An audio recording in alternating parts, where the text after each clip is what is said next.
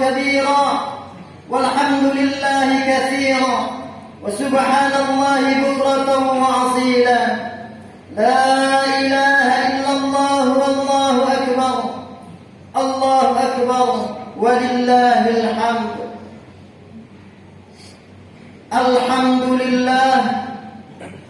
الحمد لله الذي جعل الإسلام طريقا سويا ووعد للمتمسكين به وينهون الفساد مكانا عليا. أشهد أن لا إله إلا الله وحده لا شريك له شهادة من هو خير مقاما وأحسن نديا. وأشهد أن سيدنا ونبينا محمدا عبده ورسوله المتصف بالمكارم كبارا وصبيا. اللهم فصل وسلم على سيدنا محمد كان صادق الوعد وكان رسولا نبيا وعلى آله وصحبه الذين يحسنون إسلامهم ولم يفعلوا شيئا فريا. أما بعد فيا أيها الحاذرون رحمكم الله أوصيني نفسي وإياكم بتقوى الله فقد فاز المتقون. قال الله تعالى في كتابه الكريم أعوذ بالله من الشيطان الرجيم بسم الله الرحمن الرحيم يا أيها الذين آمنوا اتقوا الله حق تقاته ولا تموتن إلا وأنتم مسلمون. Hadirin jamaah salat Idul Adha rahimakumullah. Puji syukur kita panjatkan kepada Allah Subhanahu wa taala yang masih senantiasa memberikan limpahan nikmat-Nya kepada kita. Begitu banyaknya nikmat yang Allah berikan kepada kita hingga tak akan mampu kita untuk menghitungnya. Wa in ta'uddu ni'matallahi la tuhsuha. Di antara 5 nikmat Allah tersebut, maka adalah nikmat umur dan nikmat sehat, merupakan nikmat yang terbesar yang diberikan oleh Allah Subhanahu wa taala. Kita yakin dan percaya tanpa adanya 2 nikmat ini, kita pasti tak akan bisa atau tak akan mampu untuk melangkahkan kaki kita, mengayunkan tangan kita untuk datang ke tempat ini untuk bersujud kepada Allah Subhanahu wa taala seraya mengagungkan asma-Nya. Maka dari itu wahai hadirin, selagi Allah Subhanahu wa taala memberikan 2 nikmat ini kepada kita, maka janganlah sampai kita sia-siakan dan gunakanlah untuk senantiasa meningkatkan ketakwaan dan keimanan kita kepada Allah Subhanahu wa taala. Salawat dan salam semoga tercurah kepada junjungan kita Nabi besar Muhammad sallallahu alaihi wasallam. Allahu akbar, Allahu akbar, Allahu akbar, walillahil hamd. Hadirin jamaah salat Id hadakumullah. Perayaan Idul Adha selalu menjadi momen spesial bagi umat Islam sedunia. Setidaknya ada 2 hal pokok yang selalu menonjol dalam momen tersebut. Yang pertama adalah pelaksanaan ibadah haji, di mana jutaan umat muslim dari berbagai penjuru dunia berkumpul di tanah suci Mekah untuk memenuhi rukun Islam yang kelima tersebut. Yang kedua adalah pelaksanaan kurban atau penyembelihan sejumlah hewan ternak.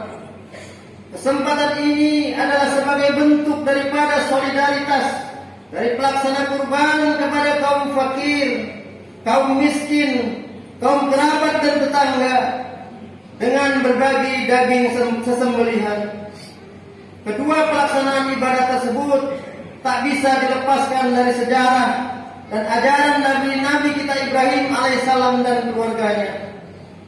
Hadirin rahimakumullah.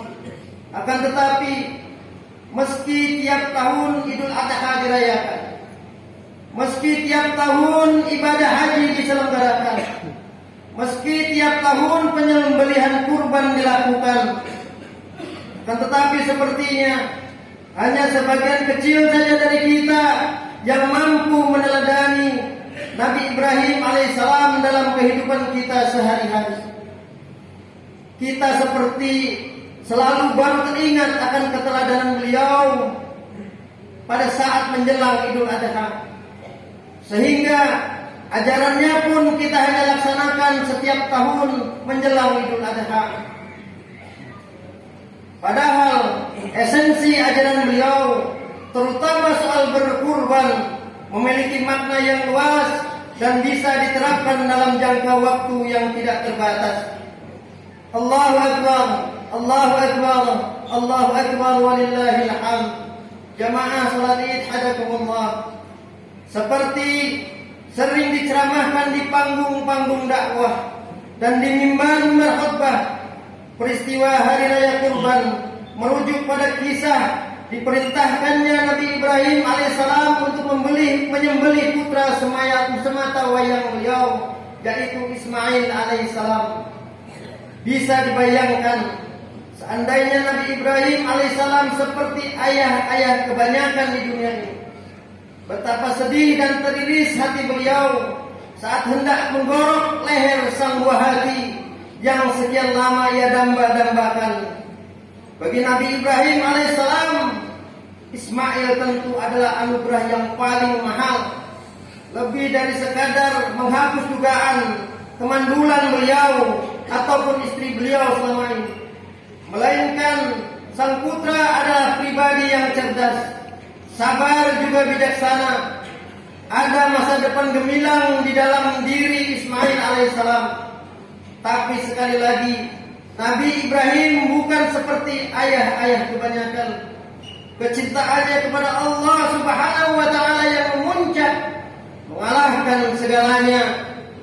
Melalui musyawarah dan persetujuan tanpa paksaan bersama putranya itu, Nabi Ibrahim kemudian melaksanakan perintah penyembelihan itu.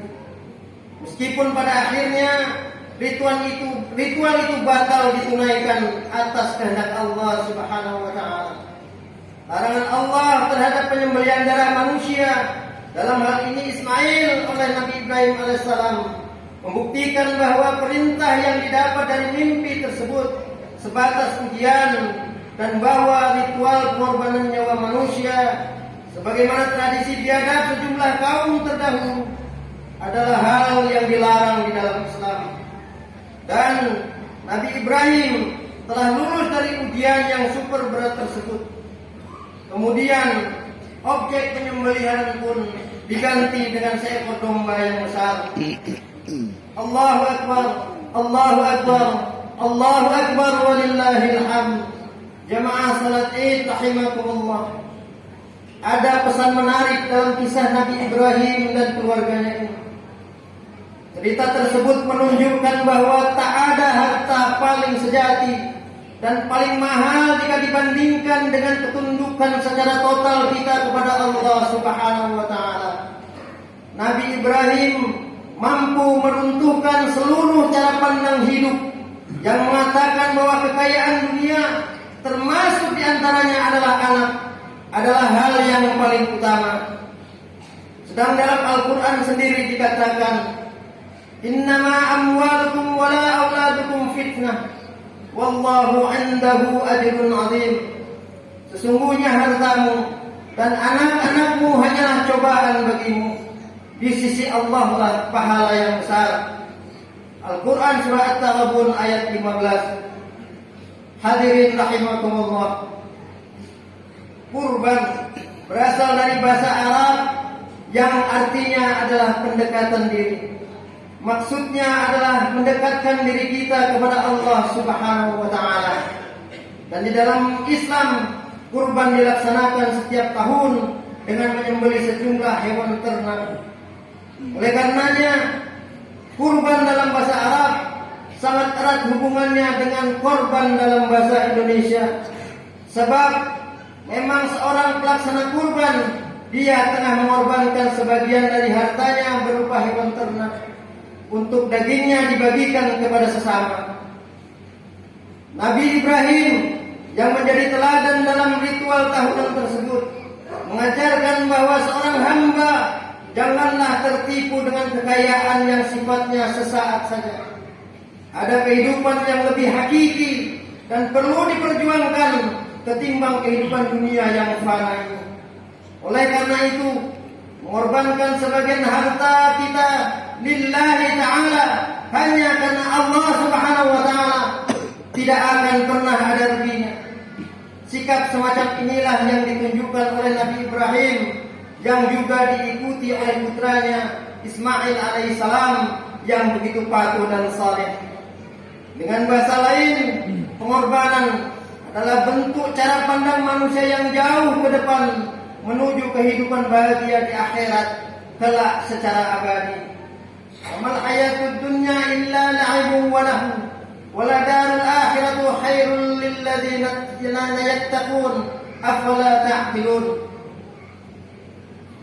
Sesungguhnya kehidupan dunia ini hanyalah bermain-main dan senda gurau belaka, dan sungguh kampung akhirat itu lebih baik bagi orang-orang yang bertakwa.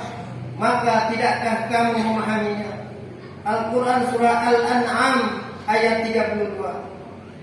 Allahu Akbar, Allahu Akbar, Allahu Akbar walillahil hamd. Hadirin jemaah salat Id hadakumullah. Kita sering mengaku meneladani Nabi Ibrahim alaihissalam dengan cara berkurban. Tapi mari kita bertanya kepada hati nurani kita masing-masing dan kita jawab dengan penuh kejujuran. Sudahkah sebanding dengan pengorbanan beliau? Sebandingkah dengan semangat pengorbanan Ismail alaihissalam yang pada saat itu masih seorang bocah? Sebandingkah dengan semangat pengorbanan istri beliau Siti Hajar? Hadirin, terkadang kita ketika akan berkurban, untuk membeli hewan kurban saja kita masih membeli hewan kurban yang paling kecil atau yang paling murah, atau kita mensiasati kadang-kadang dengan membeli jauh-jauh hari dari sebelum waktu pengorbanan agar mendapatkan harga yang lebih murah. Dalam contoh lain, kita masih memilih uang dengan pecahan yang paling kecil ketika kotak amal lewat di hadapan kita. Dalam contoh lain, kita juga bertemu. Kita juga misalnya sering tak sudi berkorban sedikit tempat pada saat kita menaiki kendaraan umum, atau kita diminta berkorban sedikit tenaga untuk membantu mereka yang membutuhkan. Lalu di manakah semangat kurban yang mewujud dalam kehidupan kita sehari-hari? Kadang-kala pula karena kita mendapat sedikit ilmu pengetahuan agama, kita lalu tak mau berkorban untuk mendengarkan pendapat dari kelompok yang lain. Atau karena dianugerahi sedikit kedudukan, kita sudah mulai ogah untuk mendengarkan unek-unek dan aspirasi orang lain. Hadirin rahimakumullah, berkorban adalah tentang melawan kecenderungan materialisme, individualisme, dan egoisme pada diri kita, untuk senantiasa mendekatkan diri dan bertakwa kepada Allah Subhanahu wa taala dan meraih kebahagiaan yang lebih hakiki di dunia maupun akhirat. Akhirnya wahai hadirin, semoga kita semua, al-fakir pribadi dan jamaah sekalian, dapat menghayati dan menerjemahkan pesan kurban dalam kehidupan sehari-hari kita secara maksimal. Amin ya rabbal alamin. Barakallahu li wa lakum fil Qur'anil azim wa nafa'ani wa iyyakum bima fihi min al-ayati wa dzikril hakim wa taqabbala minni wa minkum tilawatahu innahu huwas samiul alim. Aqulu qali hadha wa astaghfirullahal azim li wa lakum wa li sa'iril muslimina wal muslimat wal mu'minina wal mu'minat fastaghfiruh innahu huwal ghafurur rahim.